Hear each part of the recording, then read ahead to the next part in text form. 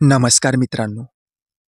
मित्रांनो, स्वागत आहे तुमचं हॉरर हब या यूट्यूब चॅनलच्या अजून एका भयकथेमध्ये. जी भयकथा आज आपण ऐकणार आहोत त्या कथेचं नाव आहे रस्ता, एक अनुभव. या कथेच्या लेखिका संयोगिता वाघ.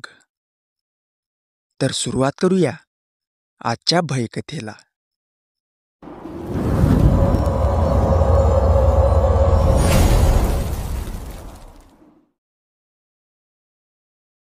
एक अशीही रात्र माझ्या आयुष्यात येईल असं कधीच वाटलं नव्हतं, आणि एक असा अनुभव माझ्या आयुष्यात मी घेईल असा कधी विचारच केला नव्हता.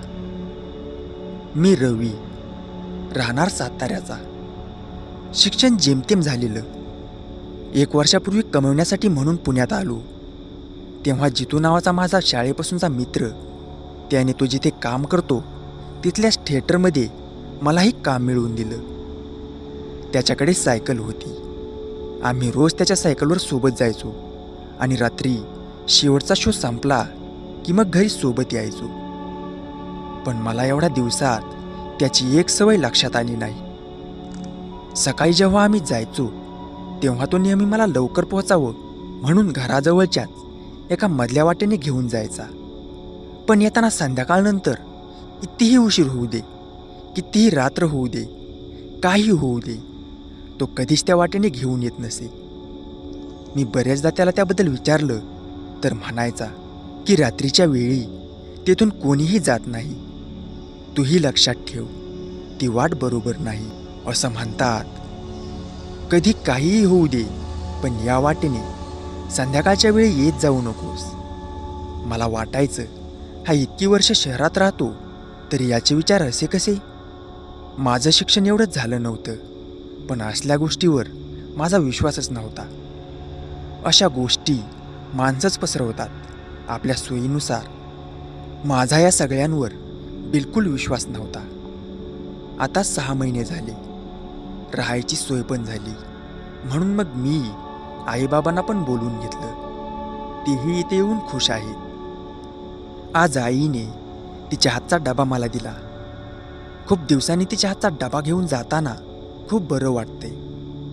मी आवरून डबा घेऊन जितूच्या घरी आलो. बाहेरूनच हाक मारली, जितू, आवरलं का तुझं? माझा आवाज ऐकून वहिनी बाहेर आल्या आणि म्हणाल्या, अरे या ना भाऊ, त्यांची तब्येत जरा बरोबर नाही. मी आत आलो तर तो असाच कॉटवर पडून होता. मी येताच तो उठू लागला. मी म्हणालो, अरे पडपड, नको उठूस, काय झालं अचानक? तो म्हणाला, काही नाही, अरे थोडं बरं वाटत नाहीये. आज मला नाही जमणार यायला. तू सायकल घेऊन जा. मी आज जरा आराम करतो. उद्यापर्यंत मलाही बरं वाटेल, मग उद्या मी येईन. मी ठीक आहे, काळजी घे, असं म्हणून निघालो. जरा उशीरच झाला होता, म्हणून मग घाई करतच पोहोचलो. मालकांना जितूच्या तब्येतीबद्दल सांगून मी माझ्या रोजच्या कामाला लागलो. आज जितू नसल्यामुळे माझ्यावर जरा कामाचं जास्त ओझं होतं. आज एवढं काम होतं, कधी सकाळची संध्याकाळ झाली ते समजलंच नाही. आज निघायला पण रोजपेक्षा जरा जास्तच उशीर झाला. सर्व काम आटपून मी निघालो. मनात विचार येऊ लागले, घरी आई वाट बघत असेल, काळजी करत असेल, आज खूपच उशीर झालाय. असा विचार करून मी सायकलला पटापट पेडल मारत मी जाऊ लागलो. अर्धा रस्ता पार केला. आता समोर 2 रस्ते होते. एक तो जिथून आम्ही रोज जाताना घरी जायचो, तिथून घराचं अंतर जरा जास्त होतं, आणि दुसरा तो जिथून आम्ही फक्त सकाळी येताना येत होतो, पण जाताना आतापर्यंत कधीच गेलो नव्हतो. काय करावं मनात विचार केला. जाऊ दे, जितू तर आधीपासूनच घाबरट आहे. साधं गावात रात्रीच्या वेळी कुत्रं जरी भुंकलं तरी घरात बसलेलं हे येडं घाबरायचंच. त्याचं ऐकून मी कुठे घाबरू. एकतर आधीच उशीर झालाय, आणि स्वतःशीच बोलत मी त्या रस्त्यावरून निघालो. थोडा पुढे आलो. वारा आज जरा जास्त जाणवत होता आणि कुत्र्याच्या भुंकण्याचा आवाजही येत होता, पण मी काही फार लक्ष दिलं नाही. आजूबाजूला झाडे होती, त्यामुळे जरा जास्त गार वाटत आहे, आणि रात्रीच्या अंधारात तर कुत्री भुंकतातच. असं म्हणून मी पुढे आलो. तेवढ्यात सायकलची हवा गेल्यासारखं जाणवलं. मी खाली उतरून पाहिलं तर टायर बसलं होतं. आता काय करणार? आधीच उशीर झालाय, त्यात हे आणि काय. तसंच सायकल हातात धरून चालत निघालो. तसा वाऱ्याचा आवाज कानात फिरू लागला.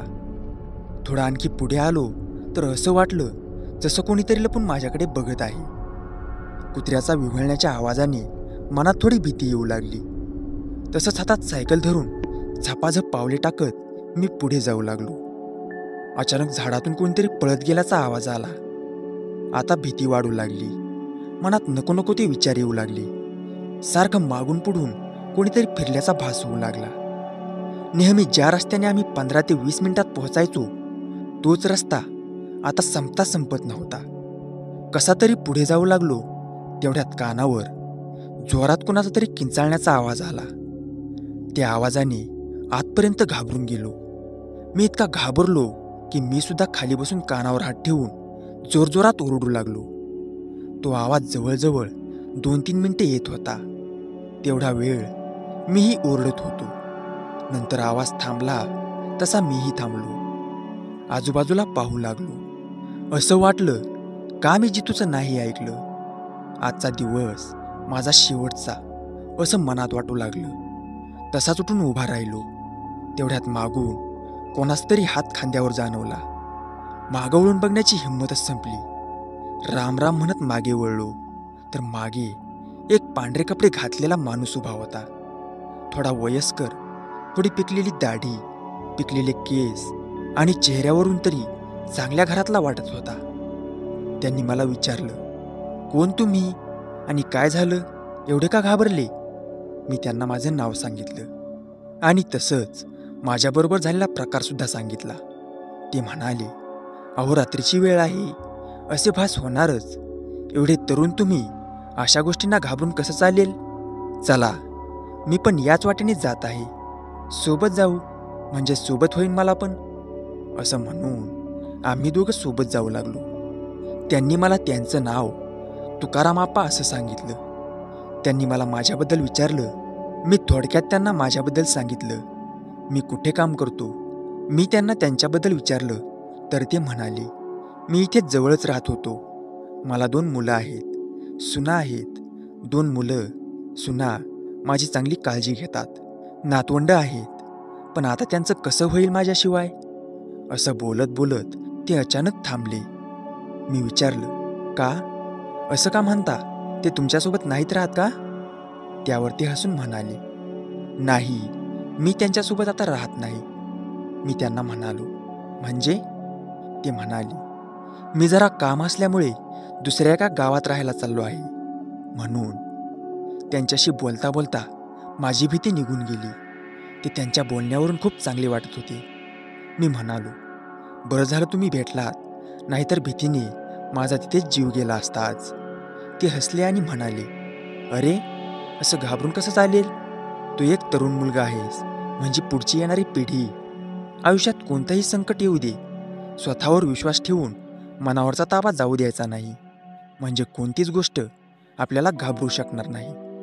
त्यांचं सगळं बोलणं मी मनापासून ऐकत होतो.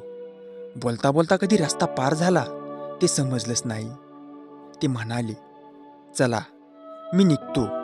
इथून माझं घर दुसऱ्या बाजूला आहे आणि तुझं दुसऱ्या बाजूला. मी पण त्यांना म्हणालो, हो, तुम्हाला भेटून बरं वाटलं, भेटू पुन्हा. ते फक्त हसले आणि पाठ फिरून निघाले. मी सायकल घेऊन 2-3 पावले पुढे गेलो. तेवढ्यात लक्षात आलं, अरे त्यांना तर मी माझं घर नेमकं कुठे आहे ते सांगितलंच नाही. मग त्यांना कसं समजलं? मी त्यांना पाहायला म्हणून मागे वळलो तर तिथे कोणीच नव्हतं. मला वाटलं ते तिथल्याच गावात राहणारे आहेत, त्यामुळे माहीत असेल. असा जास्त विचार न करता तसंच पटपट मी घरी आलो. आई माझी वाट बघत जागीच होती. तिने विचारलं, एवढा उशीर का झाला बाळा आज? मी विचार केला, जर आईला सांगितलं तर ती उगाच घाबरून जाईल. असा विचार करून मी आईला म्हणालो, आज ते जितूची तब्येत बरी नव्हती ना, म्हणून तो आला नाही. त्यामुळे आज जरा जास्त काम होतं म्हणून उशीर झाला. असं म्हणून जेवण करून मी झोपायला गेलो, पण झोप काही लागत नव्हती. कानात तेच भयानक आवाज फिरत होते. मी तसंच देवाचं नाव घेत पडून राहिलो. मग कधी डोळा लागला ते समजलंच नाही. डोळे उघडले ती आईच्या आवाजाने. कसा तरी भरभर आवरलं. आधी सायकल नीट करून घेतली आणि जितूच्या घरी आलो. तो आता कालपेक्षा ठीक दिसत होता. नेहमीप्रमाणे आम्ही दोघे निघालो. जसे त्या रस्त्याने जाऊ लागलो, कालचा झालेला प्रकार माझ्या डोळ्यासमोरून फिरू लागला. मला असं विचारात मग्न आणि शांत बघून जितूने काय झालं असं विचारलं. मी कालचा झालेला सगळा प्रकार त्याला सांगितला. तोही ते ऐकून शांत झाला. काही वेळाने मला रागवत म्हणाला, तरी मी तुला हजारदा सांगितलं, समजावलं, तरी तुला ऐकायचं नसतं ना. काही झालं असतं काल तुला तर घरी काय दिवस बघितला असता तुझ्या आईवडिलांनी. आजपर्यंत जे कोणी या वाटेने रात्रीच्या वेळी आले ते आता जिवंत नाही. तुझं नशीब चांगलं म्हणून तू वाचलास. तो एकसारखं मला रागवत होता. त्याची काळजी मी समजू शकत होतो. मी शांतपणे त्याचं सगळं बोलणं ऐकून घेतलं. थोडा पुढे आलो तर तिथे एक फोटो लावलेला होता. मी तो बघून जितूला सायकल थांबवायला सांगितली आणि त्याला विचारलं, हा जो फोटो लावला आहे ते कोण आहेत? त्यावर जितू म्हणाला, अरे हे तर आपल्या इथे राहणारे खूप प्रशस्त व्यक्ती होते. खूप चांगले होते. सगळ्यांची मदत करणारे. गरिबांसाठी सुद्धा खूप काही केलंय यांनी. मी म्हणालो, होते म्हणजे? तो म्हणाला, अरे ते खूप दिवस झाले आजारपणामुळे पडूनच होते. कालच सकाळी जेव्हा तू गेलास ना मला भेटून, त्यानंतरच समजलं की काल सकाळीच ते गेले, म्हणजे देवाघरी गेले. हे ऐकून जसं माझ्या पायाखालची जमीनच सरकली. मी त्याला म्हणालो, अरे कसं शक्य आहे हे?